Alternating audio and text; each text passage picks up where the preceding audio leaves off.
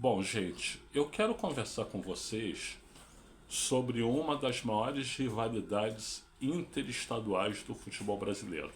Vamos falar sobre isso? Bom, existem algumas rivalidades interestaduais que são célebres, né?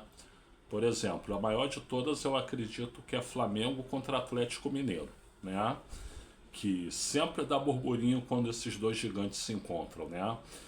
E tá nascendo aí uma rivalidade que parece bem legal, né? Entre Palmeiras e Botafogo, né? Às vezes o Botafogo leva, outras vezes o Palmeiras leva. Tá bacana isso, tá bacana de acompanhar isso, né?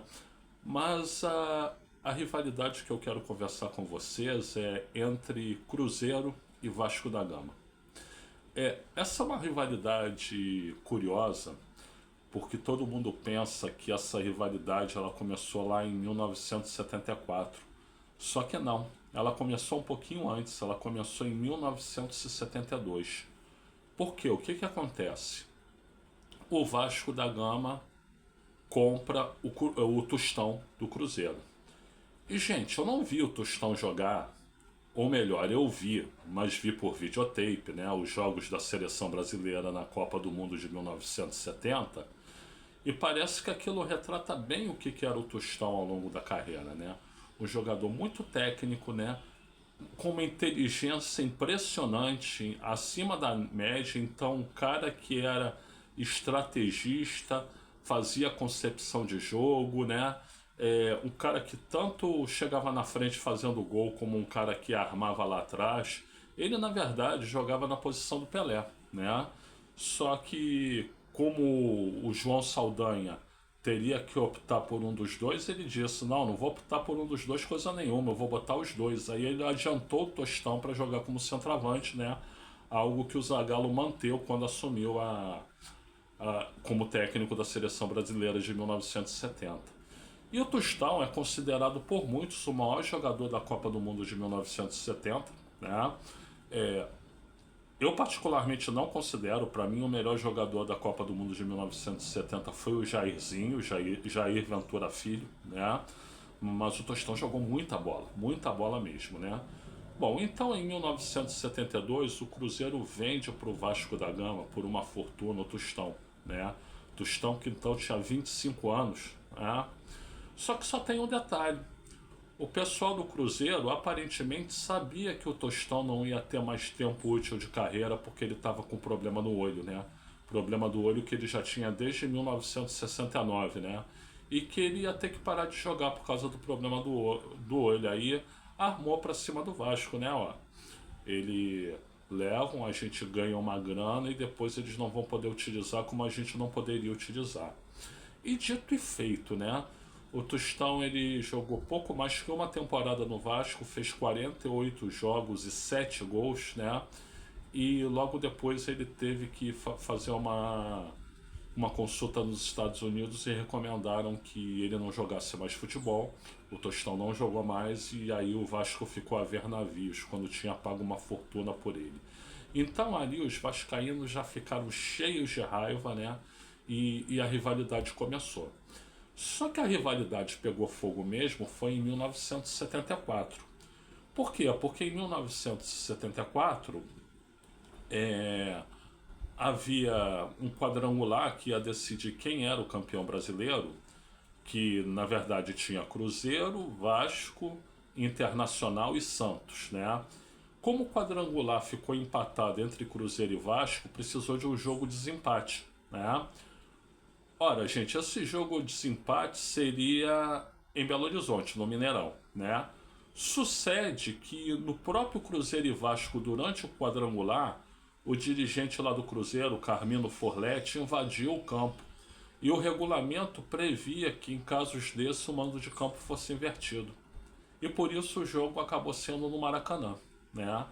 Vasco e Cruzeiro, afinal, no Maracanã. E aí, durante o jogo, houve muitas polêmicas, né? O Vasco fez 1-0 com o gol do Ardemir, né? Aí o Jorginho Carvoeiro fez outro gol, só que foi anulado, deram impedimento. Para mim não estava impedido não, tá? Seria 2-0 pro Vasco e acabava ali. Mas enfim, deram impedimento, aí ficou 1-0 mesmo. Aí no segundo tempo o Cruzeiro veio para cima, empatou, gol do Nelinho, né? 1-1. Só que logo depois o Vasco fez 2-1 com o próprio Jorginho Carvoeiro. Ele foi dividir uma bola com o goleiro Vitor, que saiu ali perto da meia-lua, ele ganhou a dividida e tocou pro gol vazio. E aí, faltando uns 10 minutos para acabar o jogo, o Zé Carlos, volante do Cruzeiro, faz um gol de cabeça que empataria o jogo em 2-2, né? Aliás, aparentemente foi uma falha do Andrada, porque o Andrada praticamente botou a bola para dentro, né? Só que aí o Armando Marques, que era o juiz, ele anula o gol. Ninguém sabe direito se ele deu impedimento, se ele deu falta, o que foi, né? Eu sei que a Cruzeirada ficou braba da vida, tiririca da vida, né? E então, com esse gol anulado, o Vasco venceu por 2-1 e foi o campeão brasileiro daquele ano, né? O pessoal do Cruzeiro reclama até hoje, só que só tem um detalhe, gente. Quem garante que se o gol fosse validado e ficasse 2-2, empatasse, iria para a prorrogação. E depois da prorrogação, iria para os pênaltis. Então quem garante que o Cruzeiro ia ganhar? Alguém garante isso? Ah, o Cruzeiro foi roubado. E o gol do Jorginho Carvoeiro? O pessoal esquece o gol que seria o 2-0 para o Vasco? O pessoal esquece? Então não sei, gente. Eu sei que essa rivalidade de lá para cá, a hostilidade, que até então não havia, né? Até eram torcidas meio afamiliadas, né?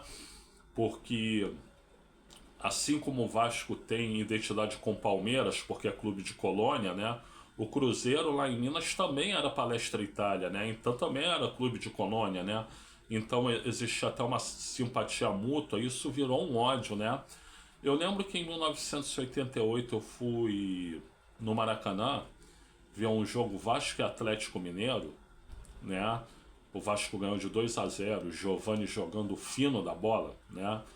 E eu fui nesse jogo e antes do jogo a torcida do Atlético Mineiro veio na torcida do Vasco para cumprimentar, porque as torcidas do Atlético e do Vasco são amigas, né?